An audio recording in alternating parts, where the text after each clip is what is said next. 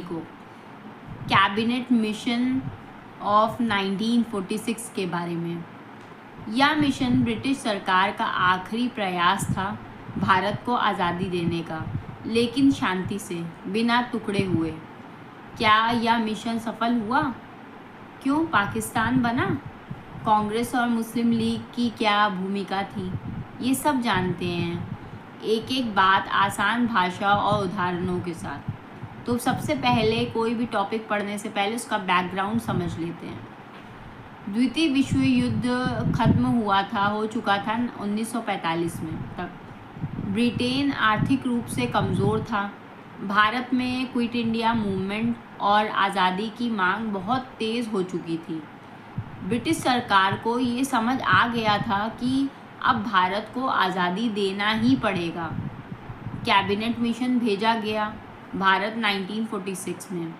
Britain से एक 3 सदस्यीय दल भारत भेजा गया, जिसमें थे Lord Pethick Lawrence, secretary of state for India. Second थे सर स्टेफर्ड क्रिप्स, वही क्रिप्स मिशन वाले।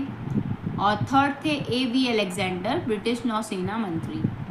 इनका मकसद था भारत को आज़ादी देने का तरीका तय करना और संविधान बनाने की प्रक्रिया शुरू करवाना।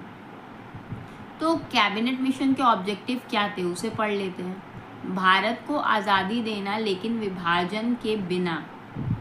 दूसरा था एक संविधान सभा, मतलब कि कॉन्स्टिट्यूएंट असेंबली बनाना।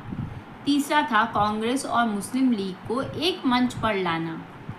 चौथा था भारत में नई सरकार बनाने का खाका तय करना। तो कैबिनेट मिशन के प्रस्ताव क्या थे, मेन प्रपोजल्स क्या थे? पहला था भारत एक रहेगा, नो पार्टीशन। भारत को एक यूनियन ऑफ इंडिया के रूप में रखा जाएगा। कोई भी अलग देश जैसे पाकिस्तान नहीं बनाया जाएगा। कांग्रेस खुश थी क्योंकि वे एकता चाहती थी।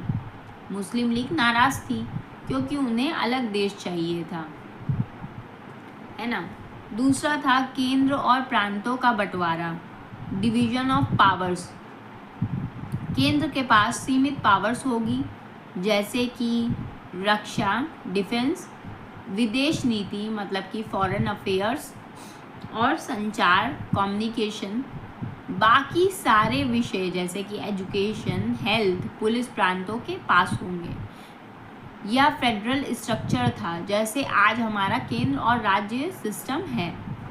तीसरा था ग्रुप